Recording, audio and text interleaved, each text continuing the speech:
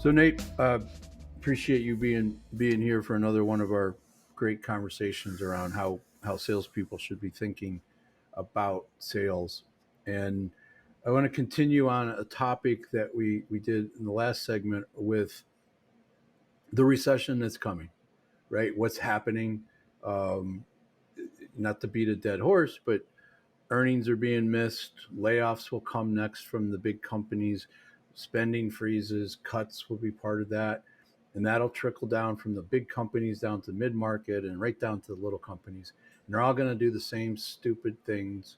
Um, so, what I'd like to talk about in regards to this upcoming recession is that what is sales managers, what is sales leaders, what do they need to be doing to make sure that their team is ready to deal with what they need to deal with in a recession?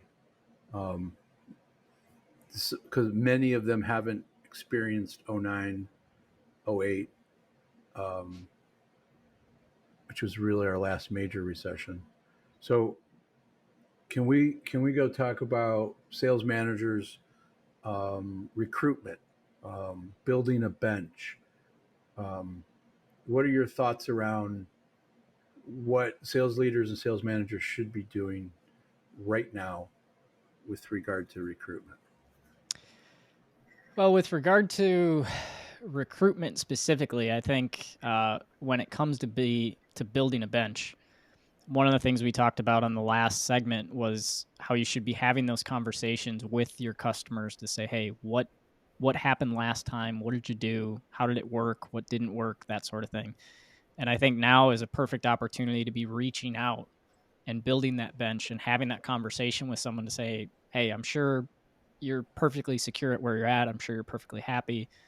Let's say something did change. Let's say the market, the bottom dropped out of the floor and you had to go find a job. How would that transpire for you? What types of things would you be looking for, whatever?" And I'd be trying to figure out who could I add to my team that I could either upgrade my team so that I had a stronger team in general, or I could add people to my team that I knew were going to go out and generate revenue. That would be one of the biggest things that I would be doing to try So, to build that so one bench. of the things that they need to be looking for, which we touched on earlier, is hunters, Hmm. right? They need hunters that are going to open up new business.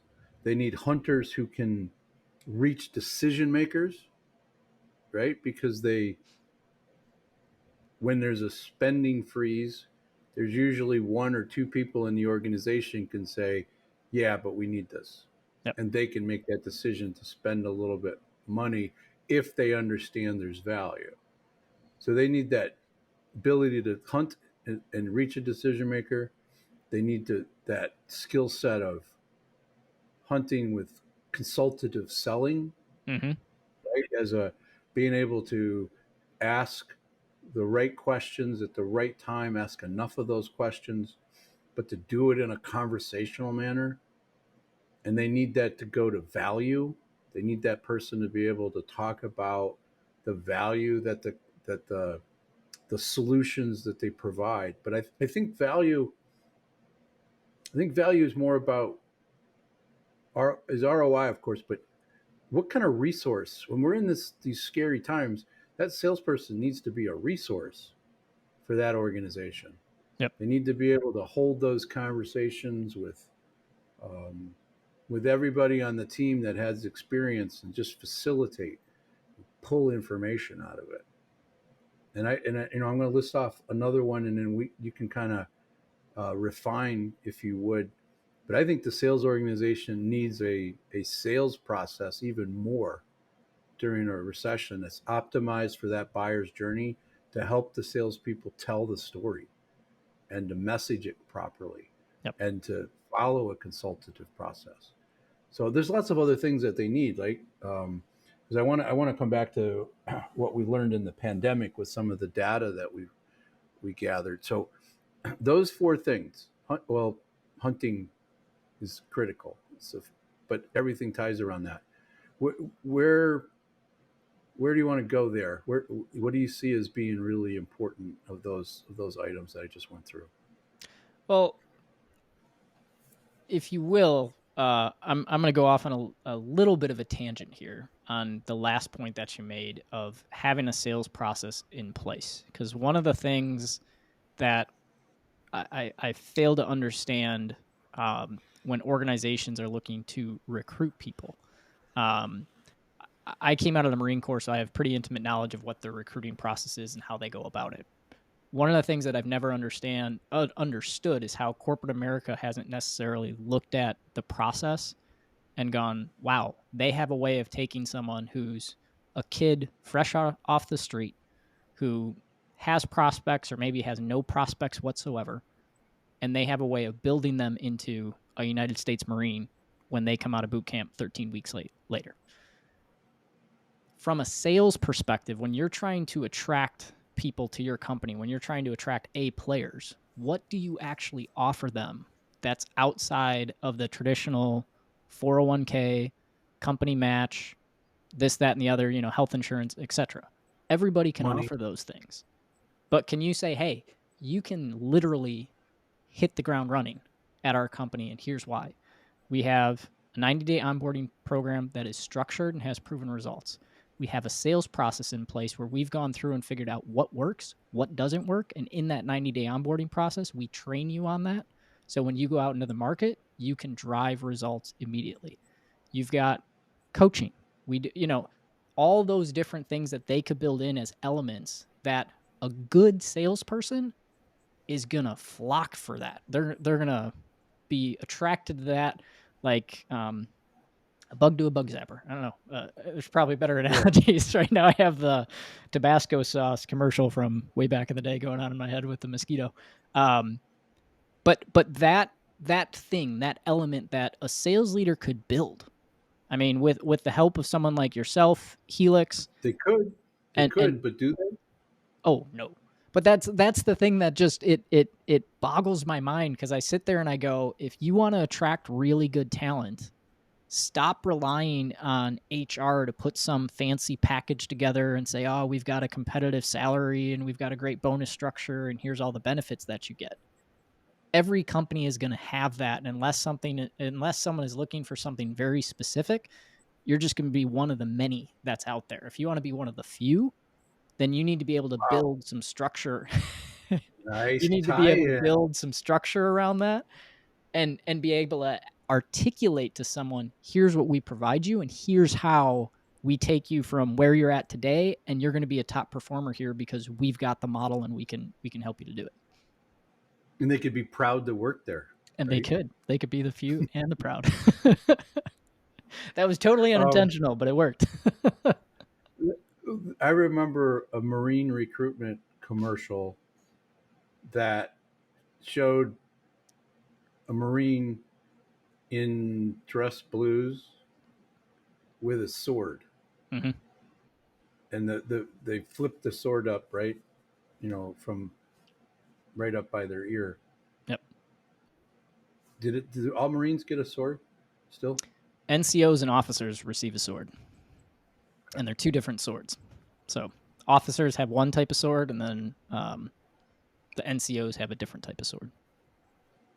So, I mean, to continue your Marine Corps metaphor, what's the sword that you were going to give to that A player? Like, what's that thing? Because that's a cool component, right? You're gonna make their life easier. You're gonna support them. You're gonna teach them how to sell that product and immediately be effective, Mm-hmm. right?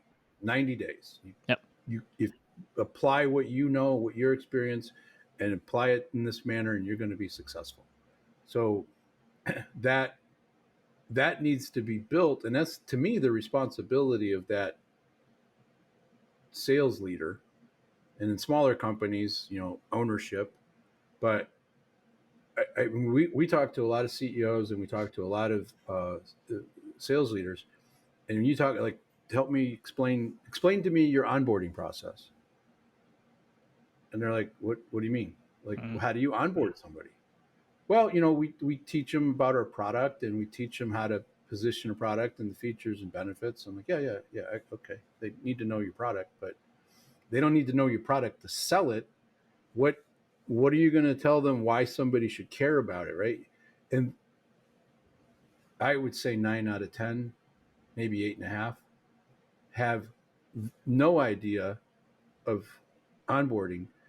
They don't have a process. The larger companies have a process for them to fill out the forms, to get a certain number of things that HR thinks are important. But Mm-hmm. that sales leader, rarely do they have the first 2 or 3 weeks of that person's life mapped out, Yep. right? Like, we want you to talk to all these people. We want you to have this this mentor, this buddy that's going to help you be that. Like, where is the coffee pot? Where do I get this information? Who do I talk to? Right? All of those things are part of onboarding, but giving them the tools they need to go out and talk to customers and prospects, Mm-hmm. they're like, well, they'll learn that from the product. No, they're not. Mm-hmm. So, I mean, that's a really good point of the recruitment process, is attracting those people, the being part of the few and the proud, if you will, Mm-hmm. to to go there, because you're literally, as Marines, you're not drafted, you're recruited. Like, you got to sign up on your own, ask, raise your hand, and then pass qualifications to get there. Nobody's making you do it, even when there a, a draft.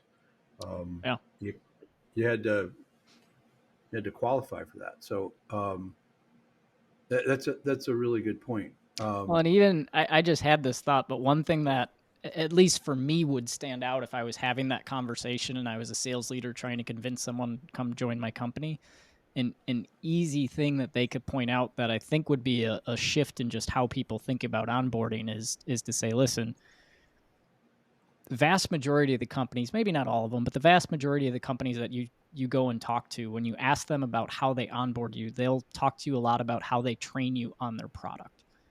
Product's great. You'll learn that eventually. What we want to help you to understand is our customers and the way that they think and the challenges that they have and the struggles, and then how we help them to address those things. But that's the main thing that we really want to work with you on, so that you know how to have the right conversations, you know how to have the right dialogue and uncover the real challenges.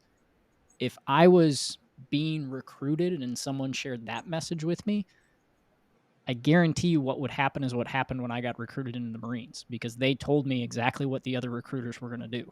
And when you went to the other recruiters and they started spouting off, hey, here's how much we can offer you for college, here's how much we could do for you for this, in the back of your mind, you were going, these guys are a bunch of idiots. I'm going to go back and talk to the Marine recruiter. But if you do that, when that salesperson goes and talks to other companies and they ask about onboarding, and just like in a sales call, I would be asking a customer, hey, when you go talk to competitor A or competitor B, make sure you ask them about this and this, because you said that was really important. I know how we can help. I'm not sure how they could, but make sure you ask that to make sure that it's Yeah, covered. I would be saying the same thing. Make sure you ask about what their onboarding process looks like. And 9 times out of 10, differentiate. they're going to say, this is how we train you on product. And that should be a red flag to you of they're not necessarily focused on the customer. They're focused more on the product peddling side of it, in which case you got to ask if that is that the company that you want to align yourself with. So Right, you're just out there pitching with the other schmoes, and you're not providing the value that an A player is looking for. Like, mm-hmm. how are you going to help me help these people that I'm going to be out there? How can I be a resource? How can I? Yeah, we want to make money as salespeople, especially A players, but we want to be able to do it effectively, and and and be clear about what that looks like, so that we don't have to figure it out. Mm-hmm. It takes so much longer if we have to figure it out. If they give you a plan, you can massage it and make it your own, play it like sheet music. But if you don't have the plan, you got to figure that out, and you're already behind the 8 ball. Yep. So you're going to get them up to speed faster with a good onboarding. Um, I think there's a difference with this recession, and I think I haven't heard anybody really talk about it yet. but we're coming out of a shutdown. Some people call it a pandemic, but I call it a shutdown.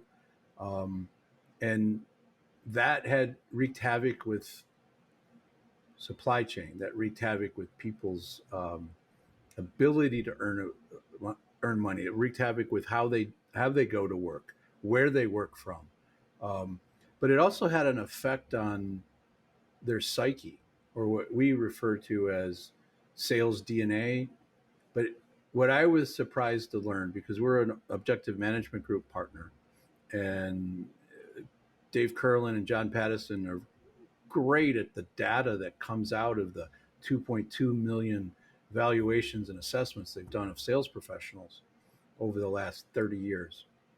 And one of the things that they noticed after the shutdown, that all those things started to occur, was that there was a 10-point swing in three areas of the will to sell, like their commitment, the most important finding in the evaluations and assessments that are done. Mm-hmm. It dropped 10 points during the shutdown. Wow. Desire dropped 10 points, and motivation dropped 10 points. People that had a positive outlook and people that had a shitty outlook, that all stayed the same. Mm-hmm. And the people that were going to make excuses, they kept making excuses. That didn't really change. They doubled down. Yeah. But the that, to me, if we come out of this shutdown and then immediately kind of after about a year of people just being able to take orders because of the, you know, there's not much that they can get, so they're going to take whatever you can give them, and now you go into a recession, and the salespeoples and the sales organizations aren't prepared, even though it's freaking obvious. That's like a double whammy, right? You got people that are still remote, hybrid, working from wherever, and sales managers are going to have to work harder. Salespeople are going to have to work 2 or 3 times harder.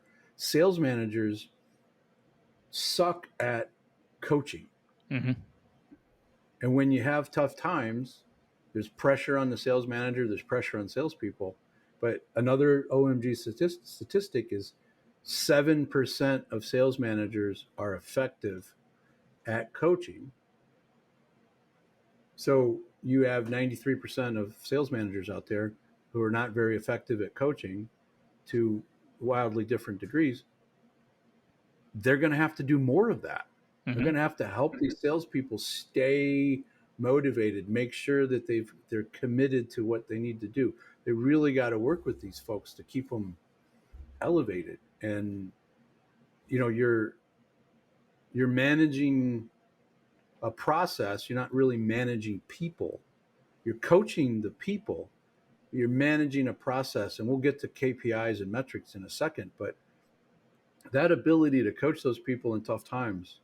I mean, you've been a sales manager, you've been managed, you've been coached, you are a coach. I mean, can you speak to the importance of that for a sales organization, coaching? Whew, yeah, that's a big topic. I think when you look at especially the statistics of only 7% of sales managers are actually effective. I forget the exact statistic of how many sales managers are actually coaching, or at least what they think is coaching. It's less than 30%. Less than 30%. Okay, I was thinking it was around 35, so less than 30. I mean, that right there just tells you if you're in sales management right now, get a book, get a course, get something. Start learning, start studying, start understanding coaching, start understanding the human psyche, start understanding what motivates your team, start understanding their personal lives and what drives them, what gets them wanting to move forward. I can remember I had a sales rep that we were having conversations about goals, and I had to stop him because he went straight into, here's the company number, here's the company goal, here's how I'm going to try to reach and obtain that goal, blah, blah, blah. And I stopped him and I just said, hey, I appreciate that. What's your goal? What do you actually want to do? I appreciate that you want to hit the goal for the company, but what do you really want to do? And he wanted to hit his number early so that he could take a month off and go camping with his wife. They wanted to buy a new RV, and he was X amount of dollars away from it. And if he could hit his commission, he could do that. We put that goal in front of him, and he crushed it. And I remember later that same individual coming back to me and saying, you know what? I've been at this company. It was 30 plus years at that point. And he goes, you're the first one that ever actually asked me about what my personal goals were. And I apologized to him because I was shocked. It's not fair. It's not fair to the salespeople that the sales managers are managing, right? They need the help. But here's the other side of that coin. Sales managers, it's really not their fault because nobody's ever taught them how to coach. Nobody's ever taught them that it's important. Mm-hmm. And what's really, really sad is that so few salespeople have ever experienced good sales management. Yep.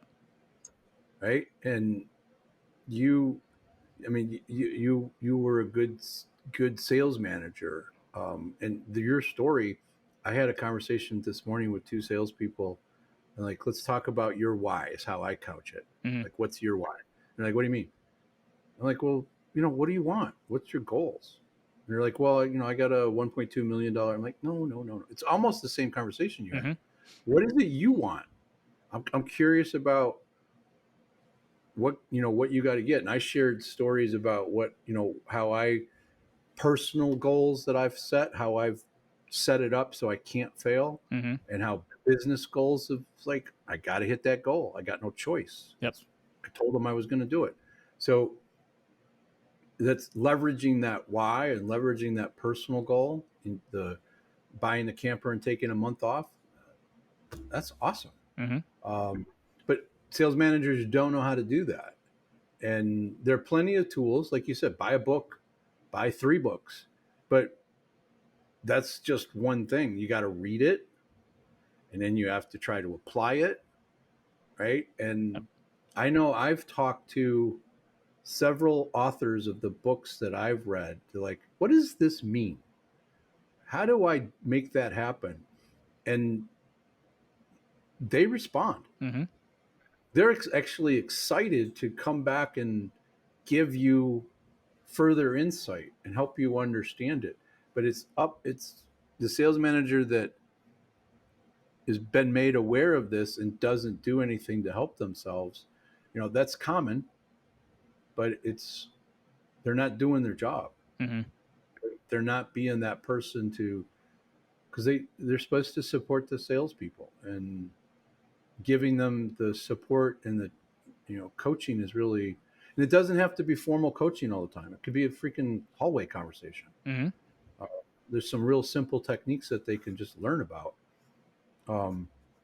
So that's coaching is an important piece that's missing, and they need to work on it. And if they just get a little bit better, they'll see that it helps, and they'll go farther. But sales leaders need to drive that with their sales managers. And frankly, it needs to come from the CEOs. Yep. So let's talk about one of the things that you get all excited about are KPIs, metrics, and the things that sales managers should be measuring right now, but that maybe that changes during a recession. So why don't you take the last 5-7 minutes here and talk about what that looks like for a sales manager to be looking at and how they should tweak that. Yeah. So referencing books, one of the books that I'll reference is Jason Jordan's Cracking the Sales Management Code, which is a great... One of the authors I'm referring to. Yep. I sent him an email. He called me up.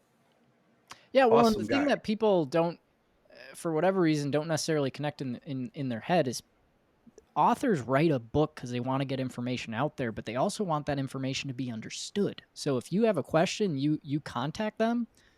Majority of them, the vast majority of them are going to say, oh, thank you for the feedback. Yes, I'd love to clarify, because they want you to have an understanding. Every one of them that I've reached out to have responded. every one of them. Yep. And to me, it's like, you're right. They want you to read their book. They want you to use their information, understand their information. They really want to help people if they've taken the time. Yeah, they want to make money, but I think the driver, since it's such a big effort, they really want to have this there and to be able to say, do this. Mm-hmm. It's a compliment. So I interrupted you. No, that's totally Floor okay. goes So, Jordan. so one of the things that Jason Jordan points out in that book, though, is that there's really 4 key areas that are levers that you can pull to affect the lagging indicators, the lagging results, and that's basically number of sales projects that are created, what's added to the actual pipeline, the win rate of the deals that are in the pipeline, the average deal value, increasing it or decreasing it, and then the sales cycle length. So if Shortening. yep, shortening it. Well, or keeping an eye on it to see, is it shortening or lengthening, and what's changing if we're tracking those metrics, because that'll shift things quite a bit. But having an eye on those things, if you don't have visibility into those things, I mean, we have a pre-built dashboard called the performance view inside of Membrane that literally looks at those 4 things along with other things that you can add. But those are 4 just templated out of the box, Powerful tools. things that are automatically there. And when you see those things, you can start seeing trends that are happening, and you can start seeing the salespeople that their sales cycle length starts to get longer and starts to get longer as the market gets tougher and tougher. Their win rate starts to go down. Their average deal value starts to decrease. You'll see the salespeople that hold the line, and you'll see the salespeople that thrive in that environment, and all their numbers start trending upwards. So sales cycle length trending downwards. Those are all things that are great indicators to have an eye on, so that when the bottom drops out of the floor, you know who you should keep, who you should coach up. You can start putting plans together before those things start to trend. As you start seeing little ticks up or little ticks down, you can go in and you can actually work with your salespeople to say, okay, what are we doing? I've seen that the number of opportunities entering the pipeline has decreased. What are we doing? What's your plan to go and increase that? And if you don't have a plan, let me know, and we'll talk through that. That's a coaching note. I've seen that your win rate has started decreasing. Can we go back and do some win-loss reviews and figure out which opportunities in the last 30, 60, 90 days that were lost were because we weren't building enough value? What were the reasons that you got?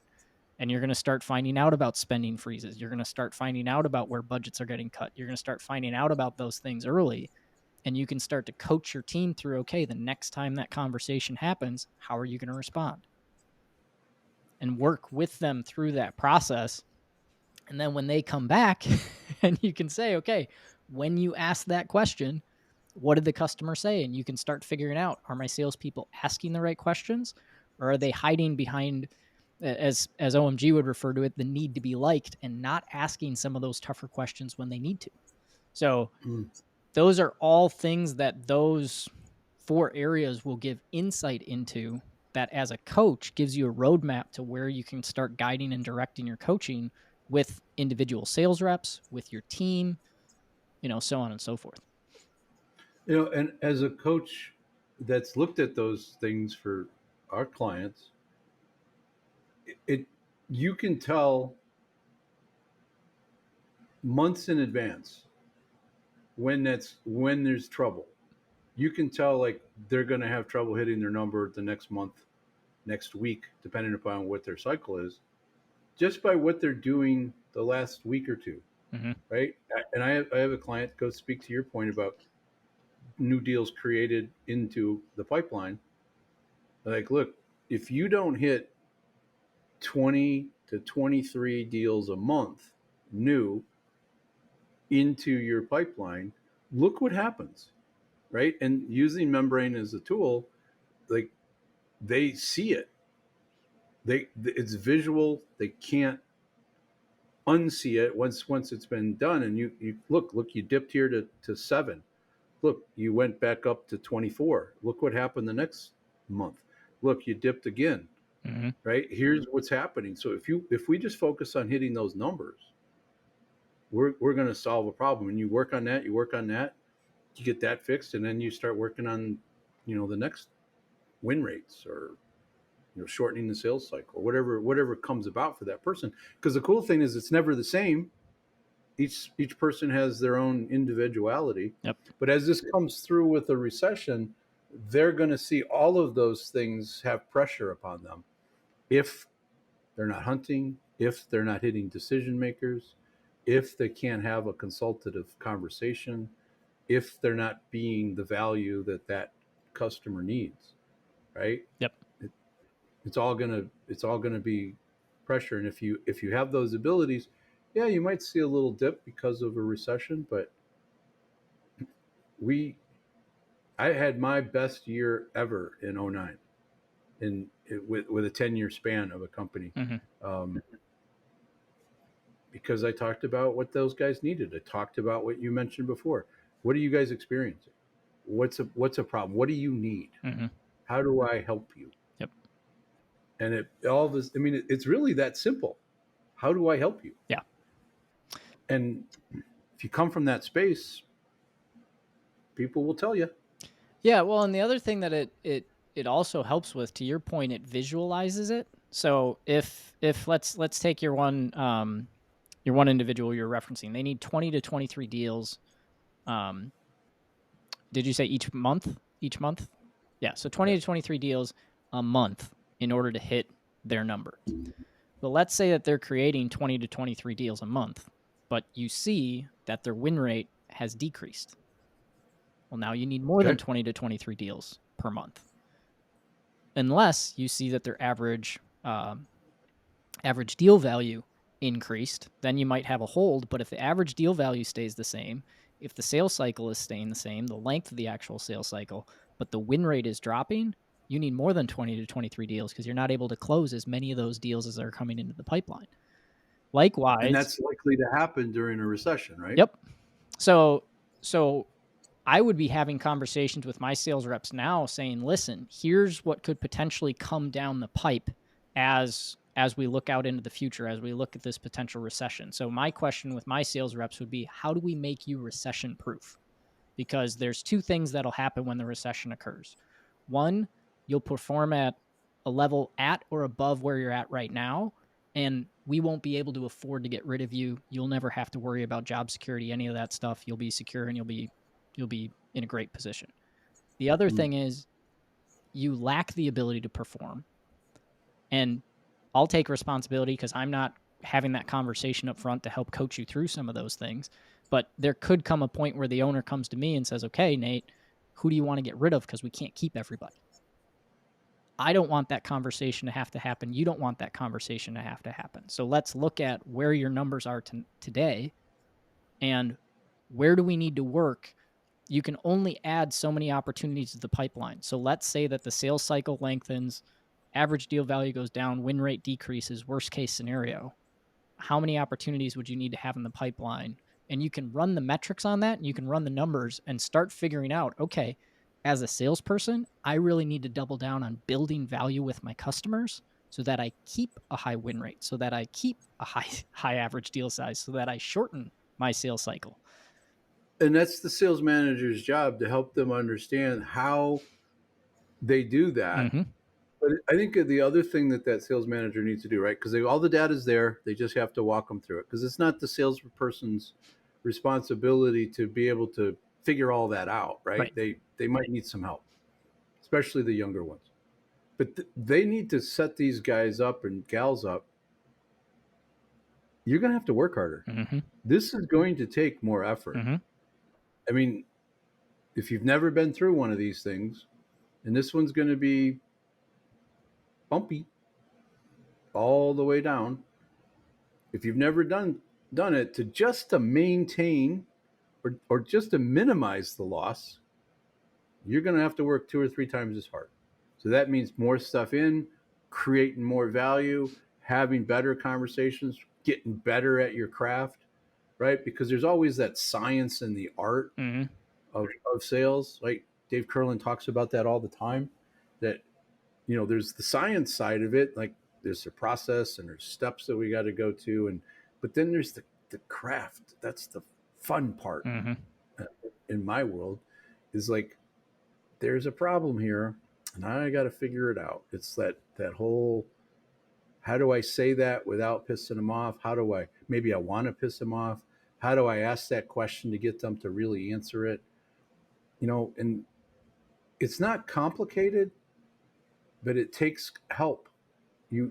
I've had tons of coaches in my life that have made a huge difference for me.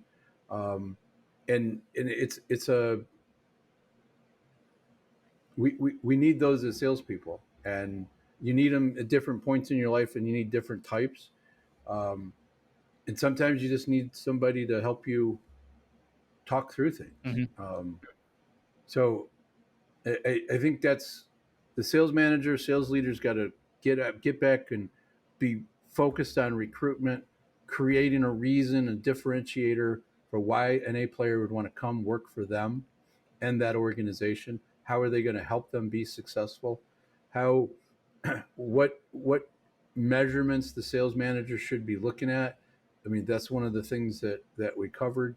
Um, and then what do they need to be looking for in those people, right? Those hunting and the consultative selling and being able to reach somebody that can tell you yes, because that's higher up in the food chain. That's not procurement. Mm-hmm.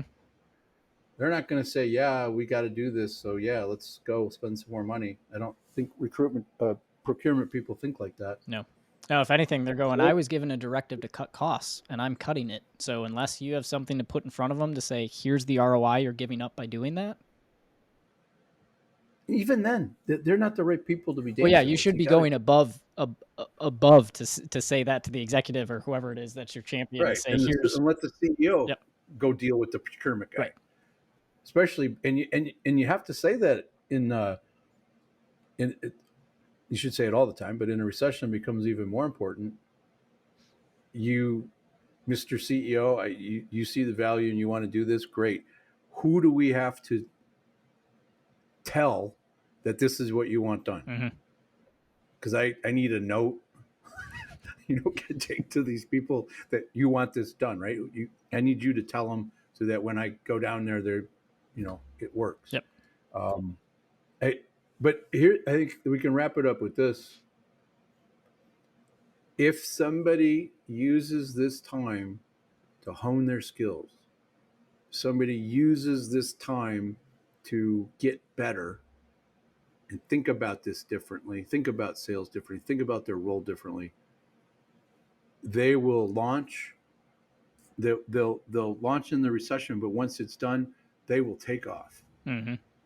And if you're a good salesperson, you're never without a job. Yep. In my humble opinion, Yep. unless you do something unethical, or do something HR is going to be upset about, you can bend rules a little bit here, a little bit there. Revenue covers up a lot of sins.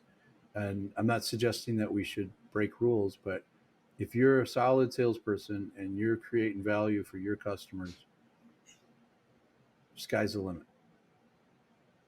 Yeah, and I would throw in another military thing, because I think there's a valid reference here. I'm not sure who started using it initially. It's Latin. I know we use it in the Marine Corps. I know the SEALs reference it. I know it's referenced. I'm sure the Army references it at some point, but there's a phrase in Latin, sic vis pacem para bellum. I probably completely butchered how you properly say that, but what it means is, if you want peace, prepare for war. And looking at it from a perspective of going into the recession, and looking at it from a sales manager's perspective, start preparing your team now. Start digging in and having those conversations now to say, what happens when? What happens if? Where do we really need to focus and sharpen your tools now, so that when the times do get tough, instead of getting tough for you, they get exciting. You're Right. instead going into it going, ooh, I get to test this new skill that I've got. I get to ask better questions. I get to dig a little deeper. Well, what's exciting is, like, I'm not afraid of recessions, right? Mm-hmm. I'm afraid of costs going through the roof and the dollar being worth 37 cents as opposed to a dollar. But from a sales perspective, this is opportunity time, Mm-hmm. right? If you're willing to do the work and you're willing to stay focused, and you have to be resilient, right? Because there are things where a recession hits a certain marketplace, like during the shutdown, hospitality got destroyed. Mm-hmm. So if you sold napkins into restaurants, you probably were struggling. Mm-hmm. So who else needs napkins? Who else? I mean, what can your product? That's where the resiliency comes in, and that's where somebody should be. CEOs should be thinking about that right now. But if you're selling a product into an industry that's going to take it in the shorts, you better be thinking about finding a role where you're more recession proof with the product going into the market. Mm-hmm. And I don't know what that is, other than alcohol does pretty well during recessions, and pharmaceuticals do pretty well during recessions. All the vices kind of work out okay. Mm-hmm. Um, but that's it. During the shutdown, even healthcare struggled, Yep. right? Because of all the silly ass restrictions that were put on them. But they they were always like, they could always go through anything. Mm-hmm. And when it came time to deal with that, they were wildly ill or unprepared for it. Yep. So that's a good point. Now's the time to be working on that. Membrane has tools to help us see that. Um, we have tools that our smart sizing tool helps not cut people, but it helps you put people in the right position so everybody's successful and you get what you want. Now is the time to be reevaluating your team and understanding who you have and what their skills are, so that we can start to work on those skills. And you don't have to work on all of them, but you got to work on the ones that are really deficient Mm-hmm. for a recession. So, Nate, as always, this was fun. I appreciate the thoughtfulness and the military references. What was the Latin again? Because prepare, if you want peace, prepare for war. Yeah. What's the Latin? Yeah, the Latin, if I'm pronouncing it correctly, because it is Latin, it's sic vis pacem para bellum. Okay, I like it. It's like wartime consigliere. I can't say that word. But we need people that are ready to go to battle, and prepared with the right skills. Mm-hmm. So thanks again, man. Appreciate it. Yep. Pleasure being on. Thanks.